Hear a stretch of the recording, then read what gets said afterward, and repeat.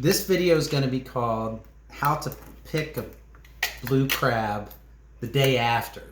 So we had crabs yesterday and we had a lot left over, so we're picking them for, here you can see we have a bowl of crab meat here. Here's the leftovers. We're using the trays to sort of contain the mess.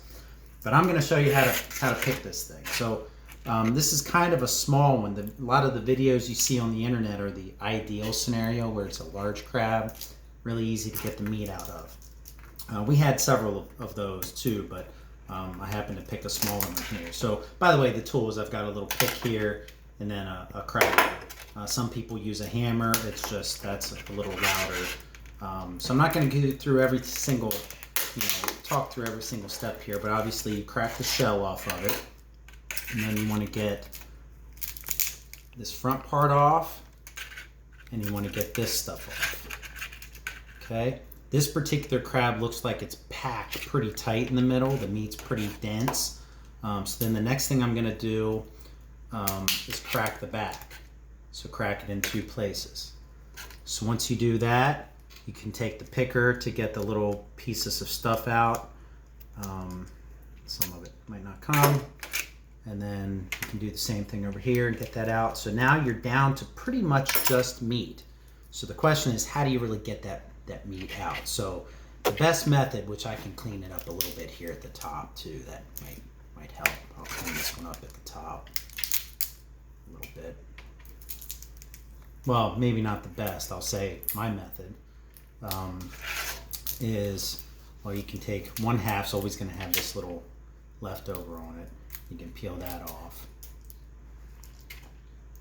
So now you can kind of crack the back, squeeze it, and then peel it back. And when you peel it back, a couple of things can happen. Meat can start coming out, or the whole thing can fall apart, or you can get just a nice clean break on almost the whole thing. So that's what some of the internet videos will show. It's like this nice clean break, and then all you're doing is just peeling the meat off. So yeah, that doesn't always happen. But I will tell you where it does happen quite a bit. On the, not the claw, but I guess like the back claw here. You can roll that baby off almost every time and get huge chunks of crab meat out of that. So that's a easy one right there. Once you get into the rest of them, it gets, and you can see that is like the biggest crab. And I'll do this, I'll repeat that here. So I'll crack the back, then I'll peel it back, and you can see I got some out. Oh, there's some meat just kind of almost fell off, but I can crack the back a little bit more here. So see, I'm kind of rocking it, because if I'd have kept pulling it, half of it would have come off in these crevices instead of when I picked the leg apart. So I'll roll that off. And again, you'll see there's a little shell here, so you can't pull the whole thing. Kind of get your hand in there, and then you can just pull the meat out. Okay, so now we're going to go into the rest of the crab. You just kind of work your way along, and here's the next to leg. And sometimes, obviously, there was no leg on that one. Sometimes the leg will come out, so you can get as much meat as you can off of that. Might have one piece of shell. So that one's another easy one. So here's another, little bit of meat in there. So now I'm going to try to roll the next, and you can sort of see the divisions here. I'm going to try to roll the next leg off. So I did. Now what you got to be careful, again, there's a thin shell here. So you don't want that in your pile of meat. So what you can do is you can just squeeze the meat out, just like that. Squeeze the meat out. And then in the leftover leg, you can get some meat up in here, but it's really not worth it. You crack the leg just below the joint, then you pull, and sometimes the meat will come out. If it doesn't, then you can just squeeze it out like that. And that's your little leg meat. So now we'll do the rest of the legs, rolling them off. Same thing here. We have a little bit of meat in here, so I'll just squeeze it out. You can feel the shell here. Done. And now we're left with the big claw. I'm going to stop I left a little meat there. We're gonna stop right there and repeat that process on this. This one's a little messier. So here, this one, the front leg's practically detached. So I'm gonna go ahead and do that one. And this is more of a, I think, a real scenario than some of the other videos on the internet where the crab comes apart perfect and it's easy. It's super easy to pick there. So there's an example where the leg just kind of popped off without the joint coming out. So I'll do the same thing here. I'll crack it. The meat didn't come out. So I'll squeeze it and crush it, and then the meat, squeezes out. So here's where it gets a little messy. You are, I think, are often left with this. So this is meat. This is shell. So to get that out, you got to kind of crack the shell away, and then you can pull the meat off. Now there I had a piece of shell, so you don't want that in our pile. So let's try to do the same thing here. And again, you can move it, and you can see there's meat there attached. So you roll it off, and there's where it sort of falls apart sometimes, right? You don't always get the full chunk of meat off the leg, but you get quite a bit. And same thing here. So I had this one leg left, and it didn't really come out. So you can squeeze and be careful there because there's shell there. You don't want to get that shell. Same thing here, shell. So you can see there's shell there. You get a little bit more meat. Pick it. And then here's what's left of this half. Sometimes, here I'll do it this way. Sometimes you can just squeeze it and then pull it out. That works pretty good. Squeeze and then pull, and there it's separated. So now I gotta pull again. Pick a little bit, and that's about it. About all I'm gonna get out. Okay, so I'll just wrap it up here, showing you the rest of this half, which isn't, again, it's not that, this one didn't crack that clean. But see, I was able to get that shell off a little bit, and there's clean meat.